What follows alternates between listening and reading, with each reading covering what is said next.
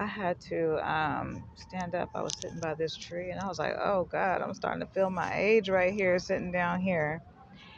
So, anyway, just so that I can follow up on that last video before I go back inside. 1 second. Okay, so let me just talk a little bit about my feelings and how I'm feeling about all this or whatever that's going on. Okay, you can kind of, whoa, that's too much going on. Okay, there we go. You can see me. So, just to follow up with you guys about some of my feelings or whatever before I get ready to go in here and have this appointment or whatever. Um, this has been going on for so long that I honestly, I don't really feel anything about it. I know that, like if I call the police station or something like that, like when that guy assaulted me not too long ago, if I call the police station, they give me the runaround. They do all this stuff. So that means that obviously like the cops are paid off or whatever, or possibly, I don't know. Because if my name comes up, all of a sudden it's like, like, oh my gosh, the police take forever to get there. Now, if there's something else that's going on, I see them rushing up and down the streets. I'm like, well, why is it taking so long for an officer to come out, to see what the hell I'm talking about in reference to an assault? Well, maybe it's because it was planned. Maybe it was because it's connected in some kind of way. I don't know. Maybe it's because, I am not a priority, which I never really asked to be. I'm just a civilian.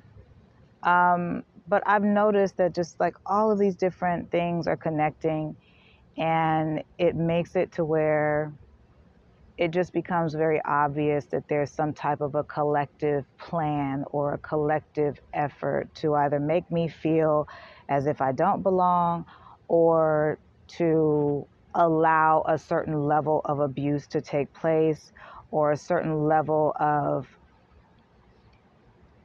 unlawful activity to take place against me. So I'm like, all right, well, I mean, I've lived in places that do not favor people who look like me, and I've also lived in places that do. And I look at things like this. I don't need any special treatment when it comes to that. Just do your job. And I've said that many times before. Just do your job. I'm not looking for any special treatment. Just do your job. And if you can do a little extra, cool. If you can't, don't expect me to ask you to, because I'm not going to do that. All right. So it's just become very obvious that, I'm a targeted individual. And this situation with my birth certificate, it just it further solidifies what I've already been suspecting, which is how they've been targeting me and my kids, trying to get our information. I've had local organizations be like, well, we need your daughter's social security number. We need her this, we need her that, and we need this and we need that. They purposely caused interferences in me and my kids' relationships just so that they can cause a wedge between me and my daughter, so that when she turned 18, she would be around them. My daughter went through a situation where she went to go and stay with a friend. That friend and her ended up getting into an argument. My daughter had an app downloaded on her phone where you could call whoever, right? Out of nowhere, my daughter's trying to call me to come get her because the girl put her out and the phone wouldn't work. So that's the type of shit that I'm talking about when I say that certain things are orchestrated specifically to keep me away from my kids or to separate me and my babies, right? To put them in harm's way or to put them in a situation that they shouldn't be in. So I look at these things and I consider it intentional. And so once my daughter turned 18, all of a sudden, like they wanted to stop calling me and incorporating me in everything immediately. They wanted her social, they wanted her birth certificate. I tried to have a talk with my daughter because we were able to briefly meet for a while when I was there with her brother and me. Her brother had an issue that it needed, the family's presence was required.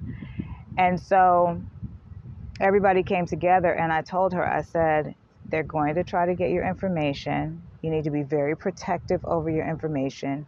You need to be very protective over your name, your social, everything, because I don't know what these people are trying to do or even who these people are, but I would not put it past somebody trying to get your information so that they can duplicate you, literally.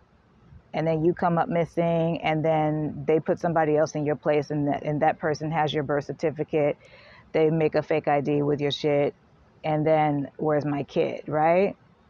So she's been informed as far as that, but I feel like that's the type of, if there is a conspiracy going on, I feel like that would be it. It's like, how do we make these people disappear and replace them where nobody really notices? Or maybe they do, but they won't say anything. That part.